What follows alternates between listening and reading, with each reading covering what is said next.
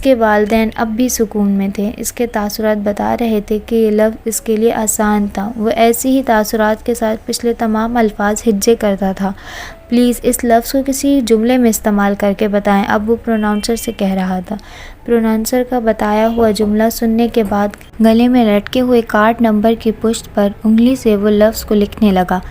اب آپ کا ٹائم ختم ہونے والا ہے۔ اسے آخری 30 سیکنڈز کے شروع ہونے کی اطلاع دی گئی، جس میں اس نے اپنے لفظ کے ہجے کرنا تھے۔ اس کی آنکھیں گھومنا بند ہو گئیں۔ CAPPETI وہ ہجے کرتے ہوئے ایک لہجے کے لیے رکا، پھر ایک سانس لیتے ہوئے اس نے دوبارہ ہجے کرنا شروع کیے۔ ETTI ہال تالیوں سے گونج پڑا اور بہت دیر تک گونجتا رہا۔ اسپیلنگ بی کا نیا چیمپئن صرف ایک لفظ کے فاصلے پر رہ گیا تھا۔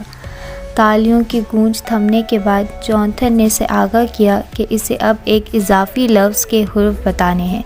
اس نے سر ہلایا۔ اس لفظ کے ہجے نہ کر سکنے کی صورت میں نینسی دوبارہ مقابلے میں آ سکتی ہے۔ واشنگٹن اس کے لیے لفظ پروناؤنس کیا گیا۔ ایک لمحے کے لیے اس کے چہرے سے مسکراہٹ غائب تھی، پھر اس کا منہ کھلا اور اس کی آنکھیں پھیل گئیں۔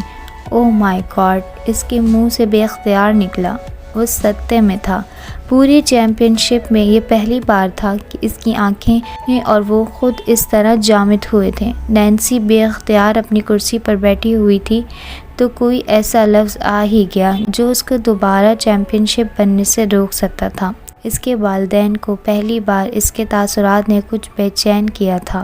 اس کا بیٹا اب اپنے نمبر کارڈ کے پر اپنا چہرہ کرکے چھپا رہا تھا۔ حاضرین کی اس کی انگلیوں اور ہاتھوں کی کپکپاہٹ بڑی آسانی سے اسکرین پر دیکھ سکتے تھے، اور ان میں سے بہت سوں نے اس بچے کے لیے واقعی بہت ہمدردی محسوس کی۔ وہاں بہت کم تھے جو اسے جیتتے ہوئے دیکھنا نہیں چاہتے تھے۔ ہال میں بیٹھا ہوا صرف ایک شخص مطمئن اور پرسکون تھا۔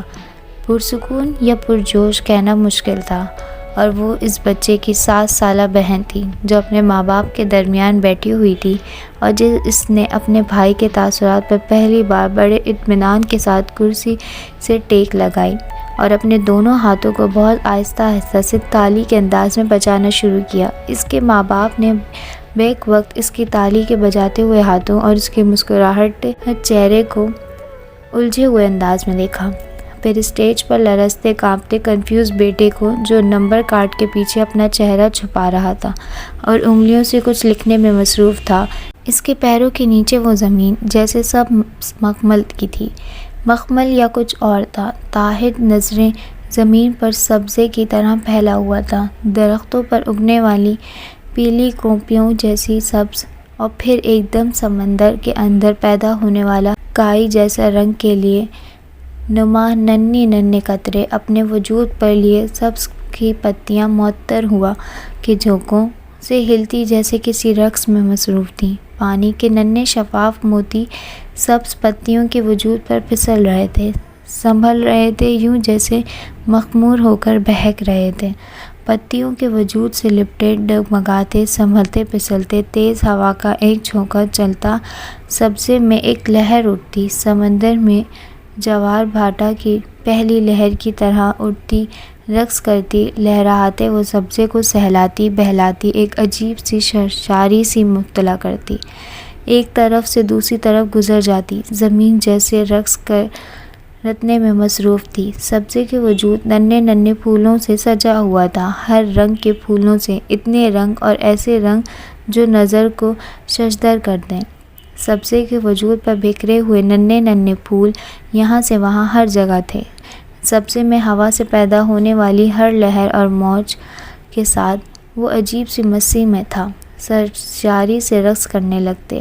آسمان صاف تھا، آنکھوں کو سکون دینے والا، ہلکا نیلا، اور اب بھی کسی گنبد کی طرح پھیلا ہوا تھا، گہرا، اونچا، بہت اونچا، یہاں سے وہاں تک، ہر طرف۔ ہوا معطر تھی، مخمور تھی، گنگنا رہی تھی، وہاں موجود ہر شے کے ساتھ ہلا رہی تھی، ہنستی، چھیڑ کر جاتی، پھر پلٹ کر آتی، کبھی تھپکتی اور کبھی تھمکتی، پھر چلتی ہوئی، پھر گنگناتی، لہراتی، وہاں سے وہاں، اور پھر جانے کہاں۔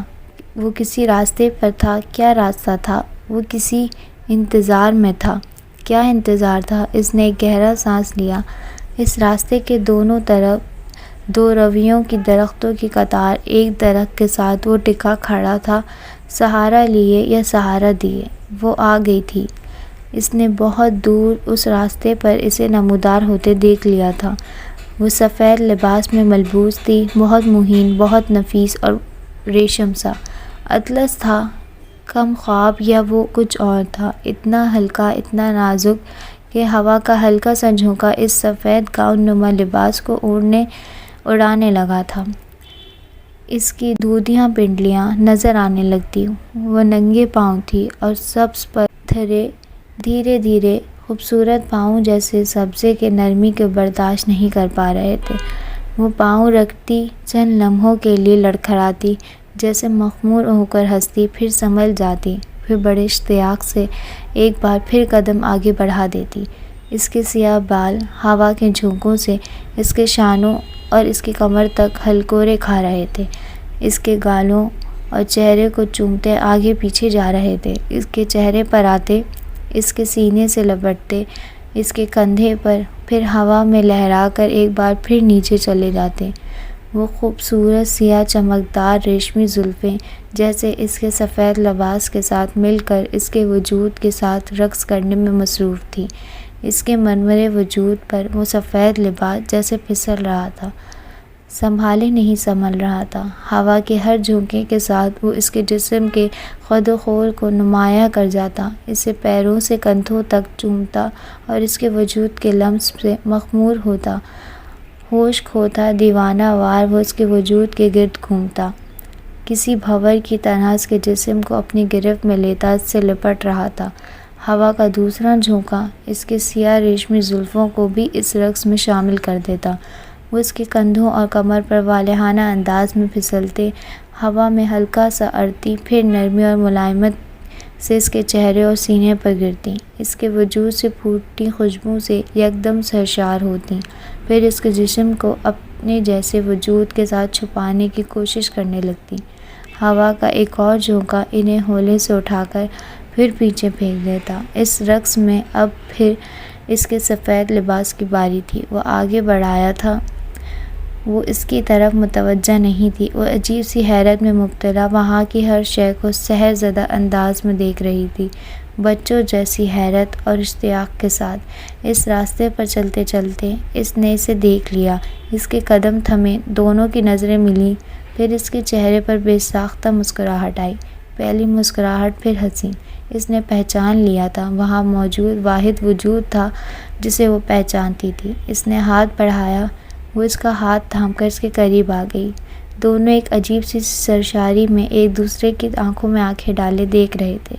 اس کی گہری سیاہ مسکراتی ہوئی آنکھیں ہیرے کی کپوں کی طرح چمک رہی تھیں، اور یہ چمک اسے دیکھ کر پڑ رہی تھی۔ اس کے خوبصورت گلابی ہونٹوں پر نمی سی ہلکی سی تہتی، یوں جیسے وہ ابھی کچھ پی کر آئی ہو۔ اس کی تھوڑی ہمیشہ کی طرح اٹھی ہوئی تھی۔ اس کی سراہی دار گردن کو دیکھتے ہوئے اس نے اس کا دوسرا ہاتھ بھی اپنی گرفت میں لیا۔ اس کی آنکھوں میں چمک اور اس کی مسکراہٹ گہری ہوئی، وہ جیسے اس لمس سے واقف تھی۔ پھر وہ دونوں بے اختیار ہنسے۔ تم میرا انتظار کر رہے تھے؟ ہاں، بہت دیر کرتی نہیں، بہت زیادہ نہیں۔ وہ اس کا ہاتھ تھامے اس راستے پر چلنے لگا۔ ہوا ابھی بھی ان دونوں کے وجود کے ساتھ، وہاں موجود ہر شے کے ساتھ اٹکھلا رہی تھی۔ وہ اب بھی بچوں جیسی حیرت اور خوشی کے ساتھ وہاں موجود ہر شے کو کھوجنے میں مصروف تھی۔ اس کی کھلکھلاہٹ اور شفاف ہنسی وہاں فضا کو ایک نئے رنگ سے سجانے لگی تھی۔ فضا میں یکدم ایک عجیب و دل فریب ساز بجنے لگا تھا۔ وہ ٹھٹکی، پھر بے اختیار کھلکھلائی۔ اس کے ہاتھ سے ہاتھ چھڑاتے ہوئے اس نے اس راستے پر قدم آگے بڑھائے، پھر مرد نے دونوں بازوؤں میں ہوا میں پھیلائے۔ اس نے راستے سے قدم آگے بڑھائے، پھر دونوں بازو ہوا میں پھیلائے، رقص کے انداز میں گھومتے دیکھا۔ وہ بے اختیار ہنسا۔ وہ اس راستے پر کسی ماہر بیلے رینا کی طرح رقص کرتی دور جا رہی تھی۔ اس کے جسم پر موجود سفید لباس اس کے گھومتے جسم کے گرد ہوا میں اب کسی پھول کی طرح رقص کر رہا تھا۔ وہ اب آہستہ آہستہ ہوا میں اٹھنے لگی تھی۔ ہوا کے معطر جھونکے بڑی نرمی سے اسے جیسے اپنے ساتھ لیے جا رہے تھے۔ وہ اب بھی اسی طرح ہنستی رقص کے انداز میں بازو پھیلائے گھوم رہی تھی۔ وہ شہزادہ اسے دیکھتا رہا۔